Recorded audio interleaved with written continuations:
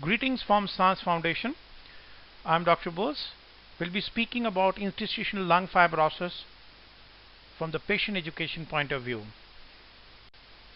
Interstitial lung disease describes a large spectrum of disorder. It's not so uncommon. Lately, this problem is increasing in the society, and the majority causes progressive scarring of the lung tissue. And this scarring associated with this interstitial lung disease eventually affects your ability to breathe and get enough oxygen into your bloodstream.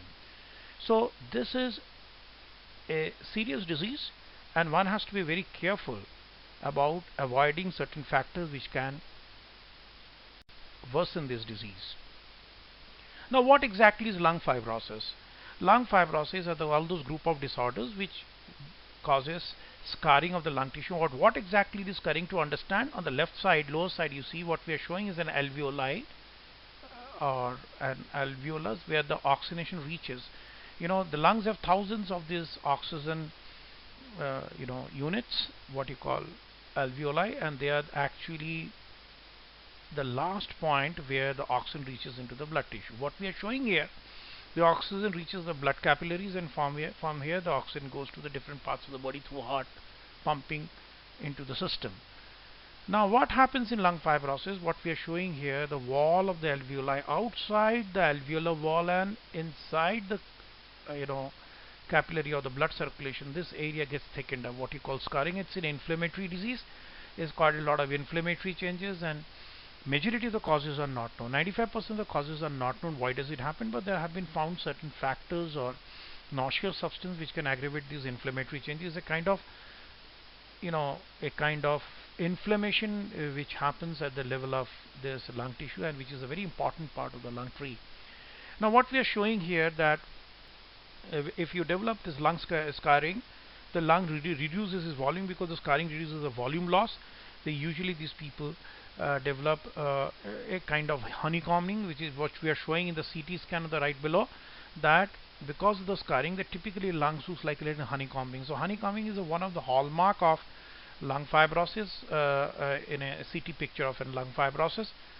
But clinically also one should always look for the clubbing. What we are showing here, the nail bed gets little thicker, the curvature of the nail changes, and this is what you call clubbing, which is a sign of low oxygenation status. So majority of the causes are not known, but in 5% of cases one should look for causes. Sarcoidosis is a very important cause of lung fibrosis, and this is a very common disease in this part of the world. So specifically we are discussing about sarcoidosis because sarcoidosis is an inflammatory disease where the immune system goes into overdrive. That means the body starts behaving excessively. It's not an infective disease, and sarcoidosis can affect almost any organ in the body. And sarcoidosis can cause cells to group together into clumps and called granuloma, and sometimes they are so confusing and they mimic tuberculosis, because in tuberculosis you get a typical clumping of the cells called granuloma. 20% of the cases here they can affect the eye, and 35 to 50% of cases have respiratory symptoms such as shortness of breath, dry cough, and chest pain. And typically what happens, the lung, there is a glands enlargement at the entry of the lungs, what you call hilar glands, which is a typical the stage 1, and 90% of cases affect the lungs and the lymph nodes, what we are showing, and 25% affect the skin. So lung is the main brunt of the attack. The good thing about this is one lung fibrosis, because they go into different stages. Initially it's the lymph node stage, then there is a little inflammation or the scarring of the lung tissue, and finally there is a more scarring, and the lastly it goes into the different parts of the body. But the great news is that with the good medical care, most of these sarcoidosis can be treated, and it has been found that more than half of the cases of sarcoidosis, they last for 12 to 36 months, so you don't need a treatment in the initial stages. So this is one disease which is very common, and one always should go to the right specialist to understand whether you're talking about sarcoidosis or your tuberculosis, because they have a lot of similarity. There are a lot of specific blood tests also available, like the calcium, phosphorus, and one specific test, what you call serum angiotensin converting enzyme, that is very useful even if you don't want to go for a lung biopsy. This SAC, and also a Mantoux test. Mantoux test usually is a negative here. So a negative Mantoux test and high serum angiotensin converting enzyme, typical picture of a hilar lymphadenopathies, or the lungs showing some restriction in the lung values, they can confirm the diagnosis, but definitely the final diagnosis needs some lung biopsy, what you call transbronchial needle, transbronchial lung biopsy. Now, usually the symptoms of this lung fibrosis are dry cough and breathlessness, and this is the typical symptoms, because once the scarring sets in, you get a lot of dry cough and breathlessness. But as I told you, in 95% of the causes are not known, so one really doesn't know why does it happen. The sarcoidosis is one other factor, one really doesn't know why does. But there are certain risk factors that has been found with the lung scarring, and one should be careful. One is with the age we can develop a little lung changes, but more important is an occupational. My request to all the people who are listening this, that people those are exposed to certain high risk occupational, like the coal miners or those industrial areas, or noxious substances, or stone cutters, they should be very careful. And especially there are certain specific occupations, and radiation and chemotherapy, whosoever goes for the cancer treatment, they should be very careful about get the right radiation and chemotherapy. Smoking and reflux, the repeated gastric reflux also plays a very important role in getting a risk factor for disease. But these are the different occupation and environmental factors which can be a trigger, like silica dust, asbestos fibers, grain dust. Especially in the grain industry, one can develop. We handle a lot of people with this grain belt, and in northern part of India, they come from the grain belt. They can develop the lung fibrosis. Yes, one very important area is the bird and animal droppings, especially the pigeons. The pigeons are quite a nuisance because their droppings can induce a lot of inflammatory changes in the lungs, and they are one of the important causes of treatable or preventable cause of lung fibrosis. And of course, we mentioned about the other causes. Some situations we use indoor hot tubs in specific, they're also responsible, but most important, one should be careful about these birds and animal droppings and radiation treatments, grain dust, and certain asbestos and silica dust. Certain drugs are also play an important role, the cancer drugs like methotrexate or cyclophosphamide. But one important thing which I want to tell you is an amiodarone, which is a very common drug, is used by the cardiologist in controlling the the heart rhythm, plays a very important role in lung fibrosis. If you develop a dry cough, little breathlessness, one should report to the doctor and get the lung function and stop these drugs. And propranolol is another beta blocker. These are very commonly used drugs. One can get a lung fibrosis. Some antibiotics like nitrofurantoin and ethambutol also have been found to be, but anybody who go into frequently this kind of drugs, one should avoid it.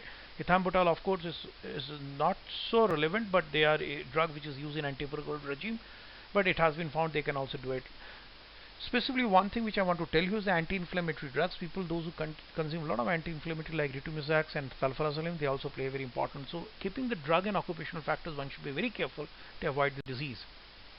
Certain medical conditions can also aggravate, especially connective tissue disorders or collagen disorders, especially the rheumatoid arthritis. Some specific connective tissue disorder, which is a disorder of the skeletal muscles, tissues, and neighboring structures. The joint, the scleroderma, dermatomyositis, mixed connective tissue disorders, Sjogren's syndrome, and especially sarcoidosis, already have discussed, because this is a very common disease and which is a very treatable one. So certain other medical condition, one should look for it whenever you have the symptoms of lung fibrosis. Now, what are the consequences when you have the lung fibrosis? The most important thing is the rise in the blood pressure of the lungs.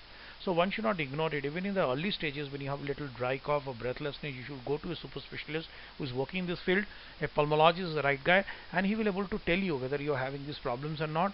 And echo can tell you the blood pressure change in the lungs, and the pulmonary artery hypertension, what we call, which is a very important consequences of lung fibrosis. And eventually they go into the right-sided heart failure, because we have the right heart and the left heart, and the right heart failure we call cor-pulmonale, and they go into respiratory failure. So eventually the consequences happens if you allow the lung fibrosis to continue. The patient develops a lot of high blood pressure in the lungs. Eventually the lung goes into a little failure, and usually the things become quite bad. Now, there are good treatments available in lung fibrosis, especially the idiopathic pulmonary fibrosis, where the cause is not known. The most important drug is the corticosteroid. They say in inflammatory changes in the early stages, what you call the fibroblast stages, when the lung has already not gone into the fibrotic stages, these corticosteroids plays a very important role. The steroids in the right dosage plays a very important role. But problem with what we have seen in our clinical practice, people continue to use the corticosteroids, and eventually what happens, the fibrosis gets settled, but the patient lands up into other problems like myopathies, the muscle weakness, steroid complications like dropping blood pressure, Cushing's and Addison's disease, all those complications, and the most important, they develop diabetic and osteoporosis. And the biggest problem, what happens, because of muscle weakness, they develop more breathlessness. So myopathy and steroid myopathy is a big issue we handle in our clinical practice. So one should always use the right steroid for the right period of time. I think more than 3 months, depend on the lung function evaluation and improvement. One should not allow the steroids to continue more than this period. Usually a good steroid in the right dosage, one gets the result within 6 weeks. Then other very good drugs as pirfenidone, which plays a very important role because that also helps the fibrotic activity to come down. So right doses of pirfenidone plays a very important role, but normally it has been found that people don't use the pirfenidone in the right dosage. The right dosage should be around 1200 milligram per day. Other drugs are also there which can reduce the pulmonary artery changes or pulmonary artery hypertension, like endothelial receptor antagonists, sildenafil, etanercept. There are certain ACE inhibitors, statins, and especially N-acetylcysteine acid. Also lately NAC, we are using it to control certain inflammatory changes and pressure changes in the lungs. Certain immunosuppressants are also used, but basically the drug of choice are pirfenidone on initial stage, the steroids. But more important is that the drugs have a very limited role, because once the scarring sets in, it becomes very difficult because lungs goes into a progressive stiffness, low oxygenation stage, the quality of life goes down. So what we need and what we are doing at SAANS Foundation, we give a good rehabilitation program. Our pulmonary rehabilitation program is very holistic. We give a 360-degree program, because what happens once you develop this kind of problem, your mental health goes for a 6. You feel very lonely, depressed and demotivated, and that adds to the problem. So we motivate the people. We give the right physical wellness, mental wellness, emotional. We handle the emotional problems, environment and social and spiritual. It's a very 360-degree holistic program where we run at SAANS Rehabilitation Program, and our results are extraordinary. So the whole approach works on the principle, which is a very unique principle in SAANS philosophy. We see that a person when he's suffering, the most important thing is the state of mind. How do you perceive that? And this is what in Dr. Bose feels it's illness. How you perceive the disease. And the whole concept of rehabilitation in SAANS Rehabilitation Program is that it's a journey from illness to wellness. When you motivate a person, when you change the mindset of the people, so the people feel very motivated, they feel much more energetic, and that is what we call the chronicity, a reversal of chronic diseases. So in our SAANS Rehabilitation Program, we take the patient very structured program from physical wellness, where we talk about the physical techniques, the breathing techniques, the nutrition techniques. Then we take them to the mental wellness. Is how you make them feel positive. The structured session about it. Then emotional wellness. Usually these people are very anxious and depressed, so there are specially emotional programs. Then environmental wellness and how you feel good in your own environment. And finally taking to the social wellness. And social wellness is participating in different social activities. And finally the art of balancing, what you call the spiritual wellness. This is the whole philosophy. This is a 360-degree program which is followed in rehabilitation program, and the whole team, the team of rehabilitation involves the pulmonologist, the therapist, the high-level therapy masters, physiotherapist, the psychologist, the paramedics, and a whole bunch of people. They are involved in motivating these people. Now here what we play a very important role in our rehabilitation program, other than talking about the specific exercise and nutrition, the most important thing which we focus on is the breathing techniques. The breathing retraining program is a very important component of pulmonary rehabilitation in lung fibrosis. What we try to teach the breathing out program, because the breathing out plays a more important when the lung goes into a shrinkage. So what happens, the in and out both becomes a difficult, but if you breathe out techniques, they help more, because that enhances your diaphragmatic contractility, gives some space to the lungs, and patient feels better.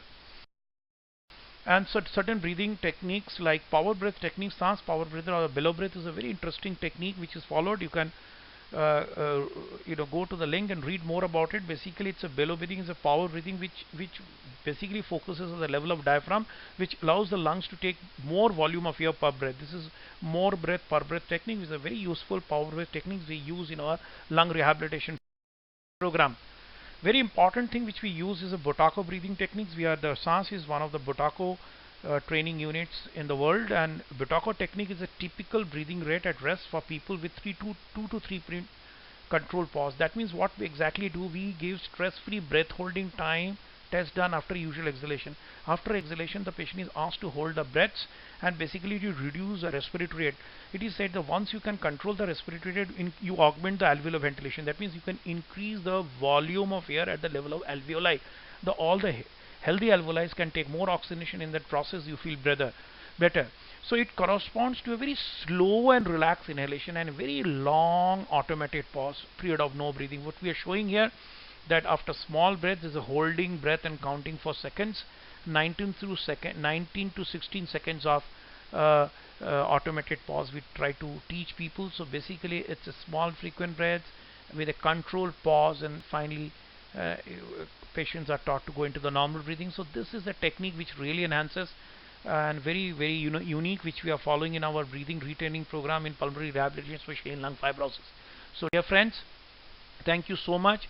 If you have this problem, your near and dear one, if you're having, so don't ignore it. If you have dry cough, persistent breathlessness, features suggestive of lung fibrosis, if your lung shows a reduced volume, CT scan shows changes, uh, uh, you know uh, try to reach us or take the right treatments, control unnecessarily, don't take the steroids, follow the pulmonary rehabilitation program, and try to remove the noxious substance which can trigger it. Thank you so much. And if there is any problem, you can reach our website www.sansfoundationindia.com, and you can directly write to us at ppbose.sans@gmail.com. I'll repeat, ppbose.sans@gmail.com, and our all details are there in the websites. Thank you so much.